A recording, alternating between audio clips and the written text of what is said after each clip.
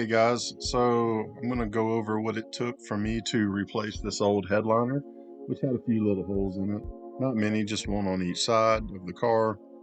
Other than that, the headliner looked pretty good for a 1987 headliner. So let's begin.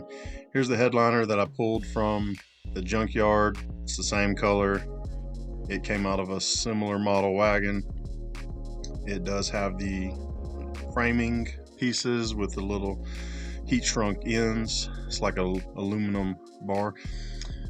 So I went in and started removing the back of the headliner. You have to kind of start at the back, or at least I did.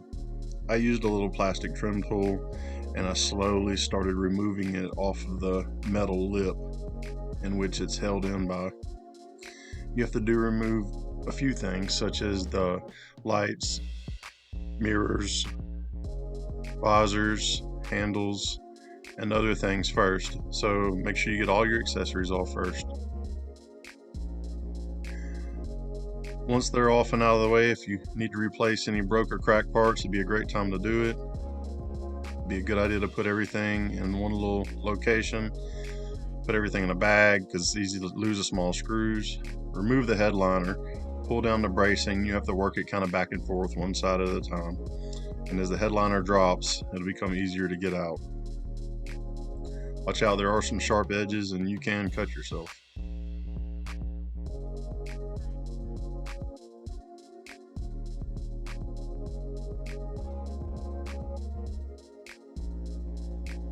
Once everything's done, pulled the headliner out of the way. The front seemed to be crimped a little bit harder, and I did pull some tears, and I'll talk about that here in just a second.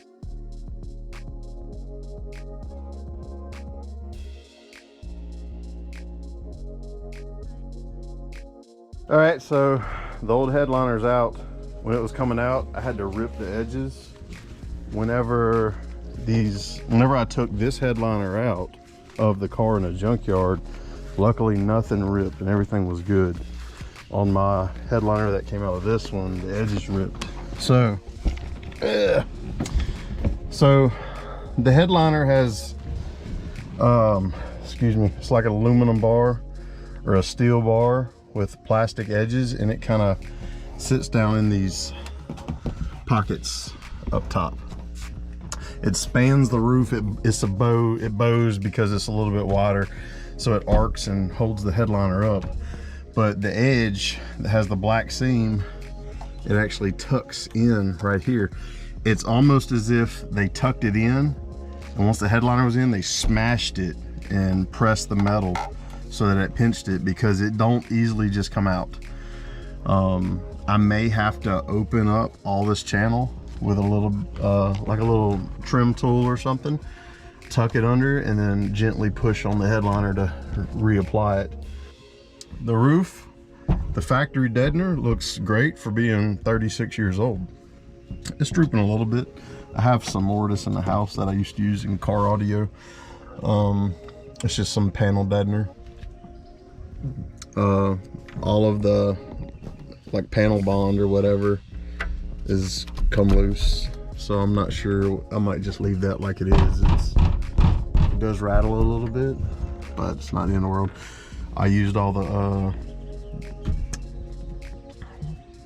of the Eastwood seam sealer that I had on the bottom of the car the other day. So, but I'm gonna put this one up and see if I can get it to adhere and fit, and that'll be one little project done. So let's go ahead and hop to that. All right, so kind of in reverse order. Put the headliner in, started with the middle sections of the headliner, getting it structured and put up, and then I kind of started up front. I had to place I believe that was the rearview mirror mount in. Kind of worked the edges from there, worked both sides. It was a little tighter. Started getting dark on me a little bit. Work towards the back.